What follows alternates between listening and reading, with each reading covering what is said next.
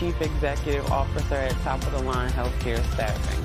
I am a native of New Jersey. I've been a resident in North Carolina for 20 years. I have an amazing husband and 5 beautiful children.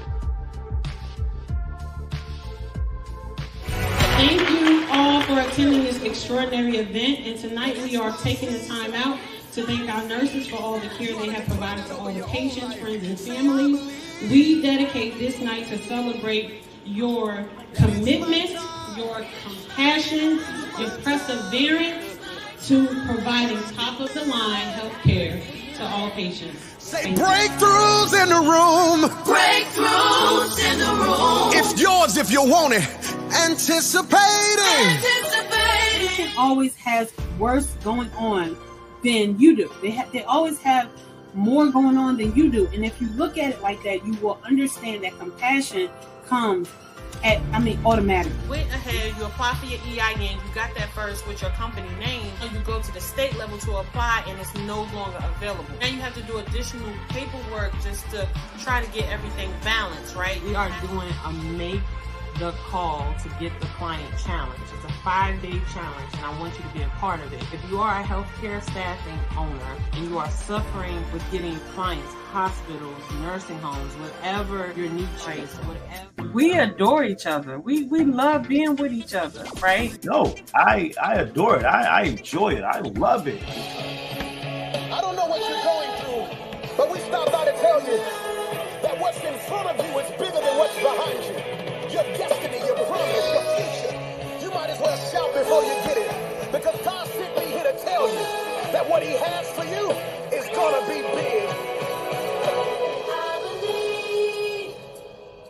That it's my season. That it's my season. You ought to declare that over your own life. Say, I believe. I believe. Go, and you want that person to have that integrity, that professionalism when the door is closed, because that's what matters. Is diabetic or you're diabetic, it's a chance that you might lose some type of sensation in your feet. So you always want to touch the water when you get in any type of bath water, when you're immersing yourself in like a jacuzzi or anything. So how do you see your journey from that point in time till now? And what is it now that you are aiming for? What is it that you seek for yourself? So right now, I'm just seeking to touch medical professionals nationwide, because, in global Accountability kicks in, and that is what we have with our medical professionals. We make sure they are all of that when the door is closed. So that's awesome. And that matters most with your family, your health, and your happiness. You have to choose happiness over anything. And my husband, I love him when I say, look, you happiness over anything.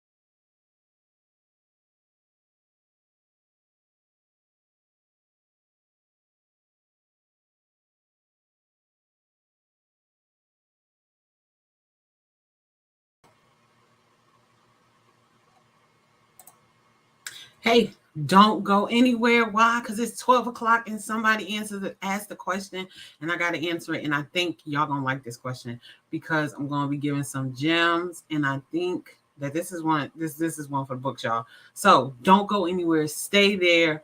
I'm going to answer this question.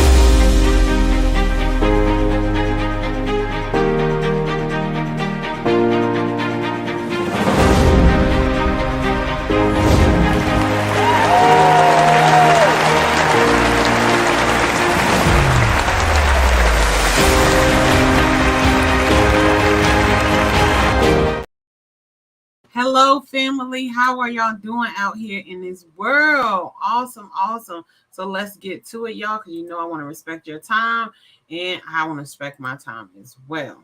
All right. So this is 15-minute Q and live with your CEO 3 times, the real Alisa Applewhite. All right. Give me 1 second because y'all know I'll be doing stuff in the background. I'll be doing stuff in the background, y'all. But I want to put the timer. So 15-minute live Q&A with CEO 3 times, the real Alisa Applewhite. Y'all, I am the real Alisa Applewhite, your CEO 3 times. Let's get a timer up here because I really got to get off today on time, right? They're like, Alisa, you never do stuff on time because you be giving information because I really want to see people succeed, right? All right, but the 15 minutes is up there. So let's get to it so we can get to the question.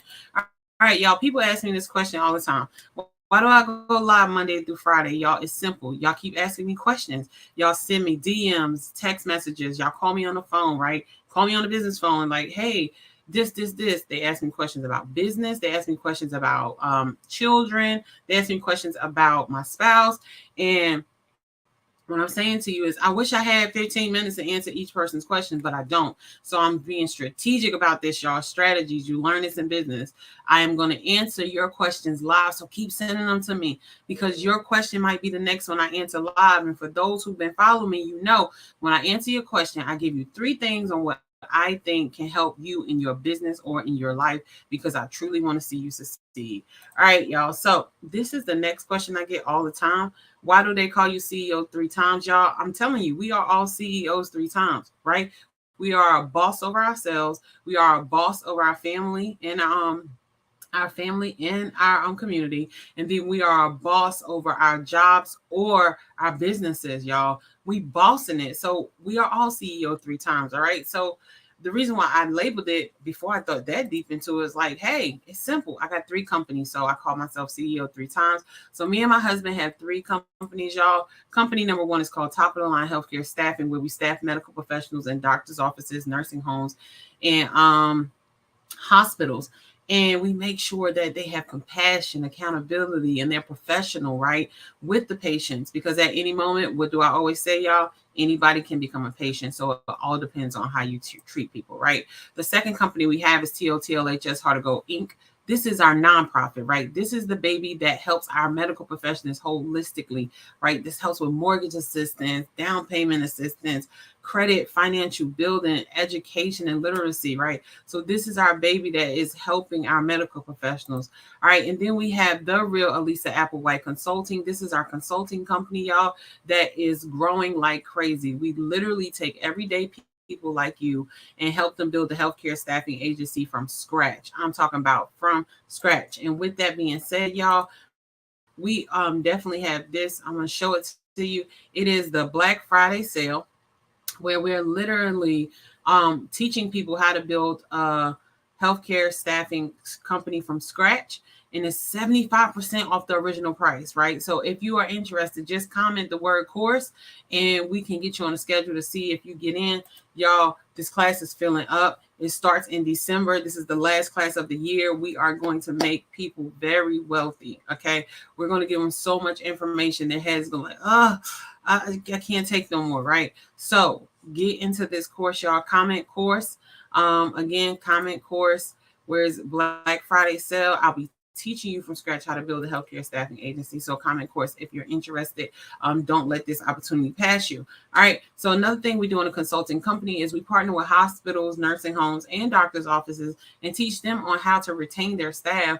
We don't only do that, but we partner with our medical professionals where we teach them how to be the best professionals they can be. Y'all, we have a podcast called Beyond the Scrubs podcast where we take everyday people like you. So yes, you can be on our podcast and we listen to your story, y'all. We get your story out, right? We get stories of patients and medical professionals out because we want people to know that healthcare is a different world. And we coming out with something, y'all, is so huge. Like it is so huge. I just can't explain it, right? It's so huge. To circle back on the how can I forget? company number 2, TLTLHS Heart to Go Inc. Y'all, we have the annual Heart to Go Gala. That's why that company came about. And that's where we celebrate our medical professionals, right? And we listen to their stories, and we dine and they drink and we dance. Oh my God, it's so beautiful, right? So this is why they call me CEO 3 times. So let's get to the question. We got 10 minutes on the clock. All right. So question number 94, meaning I have been live 94 days. Thank you, Jesus. All right. So episode number 94, how do you research your clients? I love this question. I love it because there's so many ways you can research your clients. There's so many ways you can research your clients, but I try to give you 3 things on what I think that can help you to research your clients. All right. So the first one is understand your clients' needs, y'all. This is so important. You have to look up your clients, right? You can look them up on that free system called Google. Look up your clients. Understand what they need, right? See what they're posting, right? You can go on job board sites like theglassdoor.com, resume.com, indeed.com, ziprecruiter.com, right? You can go up there. This is for healthcare staffing, right? And this can literally be for any business, because you're going to look and see what type of help they need. If they need nurses, if they need IT people, if they need housekeepers, right? So you can go up there and look for the research and say, if you see a post, urgently, we need 10 nurses right now, and we're hiring at this rate.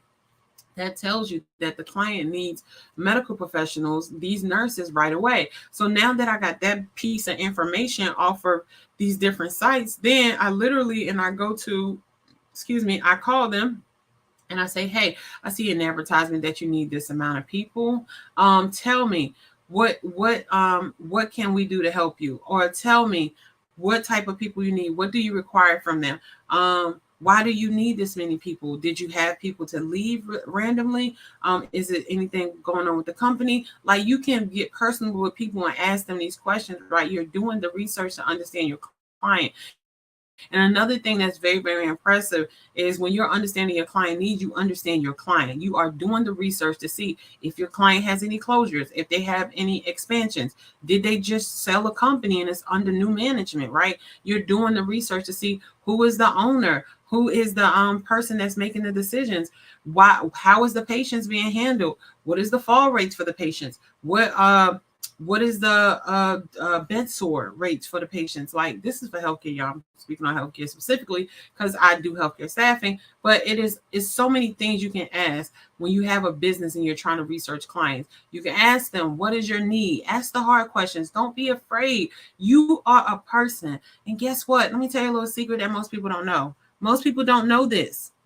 You're talking to another person. Why do you get nervous when you talk to other people, right? That's like if you meet stars, you meet celebrities, you get nervous. They people just like you.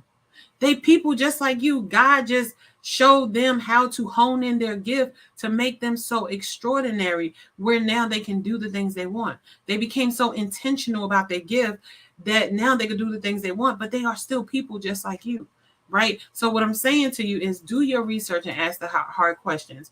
Understand your client's needs by doing the research, looking for it, and then do your research prior to contacting the client. Y'all, the most embarrassing thing that you could ever do is contact a client and don't even know that they just changed owners, right? Or don't even know that they didn't need that staff anymore. They filled the position 6 weeks ago, right? So do your research. People don't want to do the homework. You have to do the homework in order to excel in any business, no matter if it's healthcare staffing or not. You have to do the research. People trust people who do the research, right?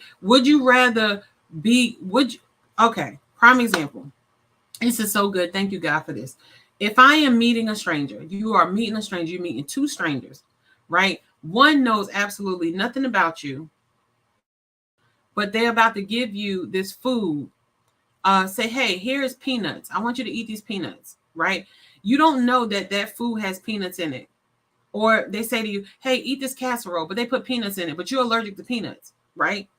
But there's a second person who has researched you and did the work and built a relationship with you, and they know that you are allergic to peanuts. So while that other person say, here, eat this, you're like, oh, okay, I think I'm going to eat this. And the other person that done the research says, hey, does that have peanuts in it? And then you look at the other person like, you could have just saved my life. You like, yeah, does this have peanuts in it? Because I'm highly allergic to it. And the person who didn't do the research, oh yeah, we put peanuts in it. I didn't know you was allergic to peanuts. Who am I more likely to trust?